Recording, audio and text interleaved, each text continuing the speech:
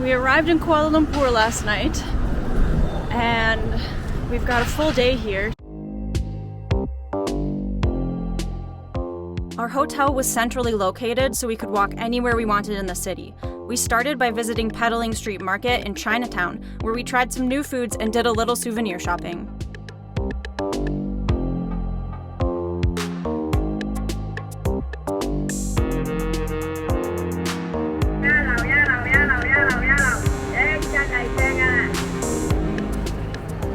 What is it called? I think it's called Mochi, according to that article. Chewy, definitely. Oh, Sesame goo, right? I think it tastes peanutty.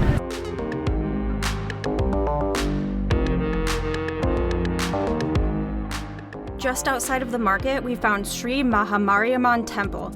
This is the oldest Hindu temple in Kuala Lumpur, and it was elaborately decorated in intricate, colorful sculptures.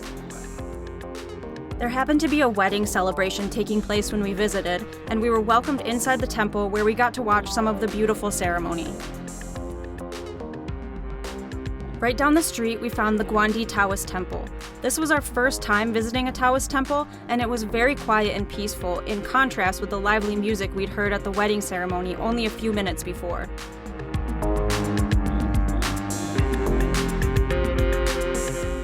It was really interesting to see the differences between Taoist and Hindu sculptural art.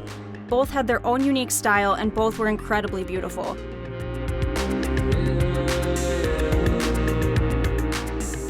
Kuala Lumpur is very hot and humid, so by lunchtime we were more than ready to stop back at our hotel for a swim in its refreshing rooftop pool.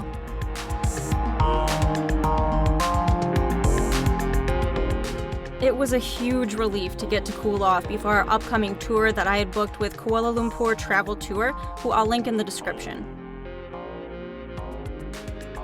Our private guide picked us up from our hotel at exactly 2 p.m., and before long, we were standing at the base of the rainbow staircase of Batu Caves. Towering over our heads was the colossal statue of Lord Murugan. This is the tallest statue of a Hindu deity in Malaysia at over 42 meters in height. We had to dodge long-tailed macaques while we climbed the 272 steps to the top of the staircase. Our guide had warned us to be wary of these unpredictable monkeys, and they turned out to be harder to avoid than I'd imagined.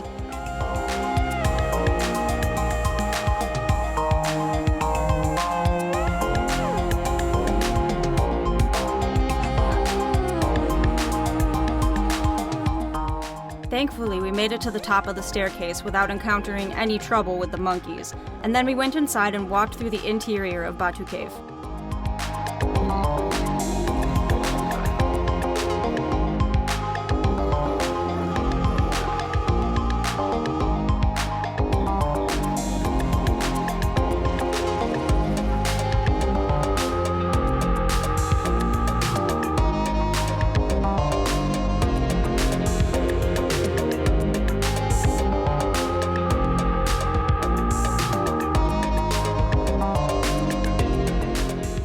Next, we visited a nearby hot spring where locals go to bathe and relax.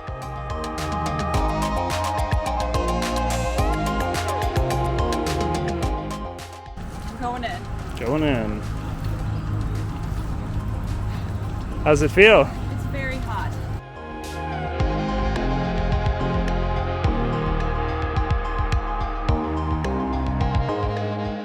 The water was way too hot for us to tolerate, so we made a competition between ourselves to see who could stand in it the longest, and in the end, we agreed that we'd both lost.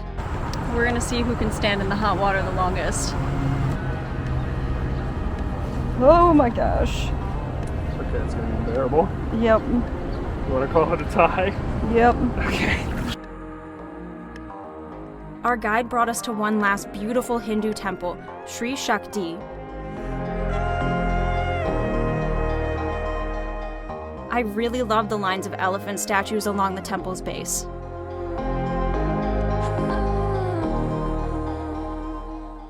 My favorite stop on our tour had to be Melawati Hill.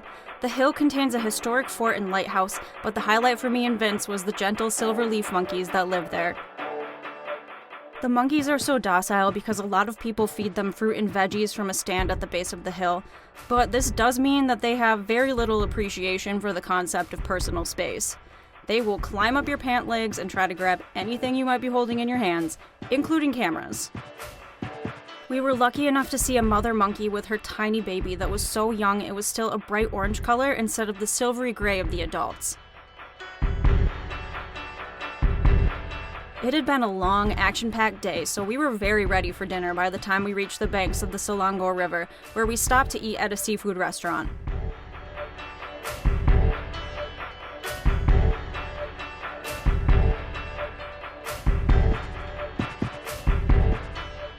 At sunset, we boarded a boat so we could go see the natural light show of millions of fireflies along the river's edge.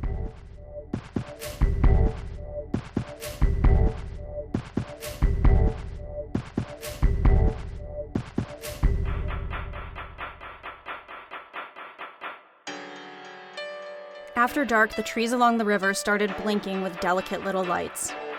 I'm shocked that any of these showed up on camera at all, but believe me when I say that this is just a tiny fraction of what we were actually seeing in the moment. In person, the trees looked like they had been lit up with Christmas lights. We slept in nice and late today, and now we have lunch reservations right across the way in the KL Tower. The Atmosphere 360 restaurant in the KL Tower spins so that you get a different view of Kuala Lumpur every few minutes.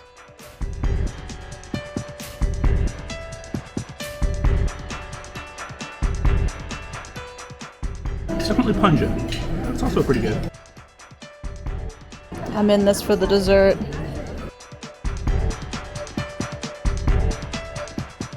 You can see our hotel from here.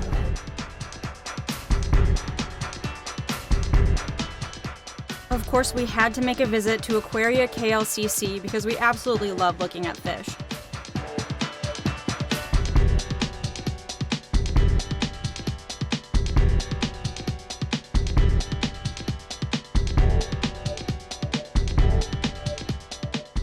My favorite part of the aquarium was hands down the moving walkway that carried you through a large tunnel.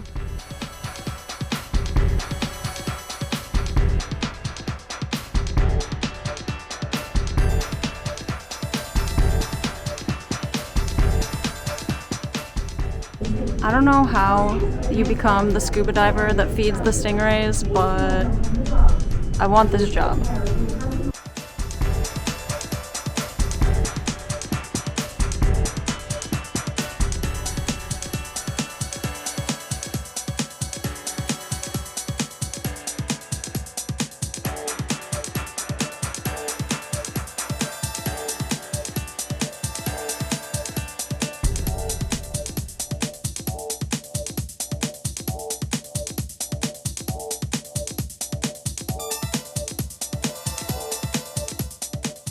We spent the last of our time in Kuala Lumpur visiting the newly opened Museum of Illusions. In fact, when we arrived, we learned that the museum didn't technically open until the next day. Lucky for us, there was a media preview in progress, and the staff was nice enough to let us come inside since we would be leaving Kuala Lumpur in a few hours.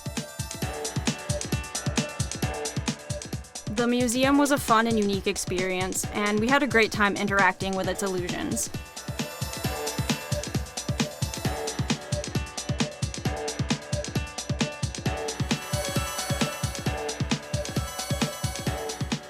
I couldn't believe how much we'd managed to see and do in just a day and a half in Malaysia's capital city.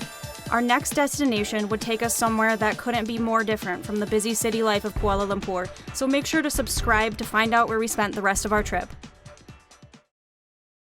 They try to do it more cool. It's gonna look cool. It's gonna look. Yeah, that looked really cool.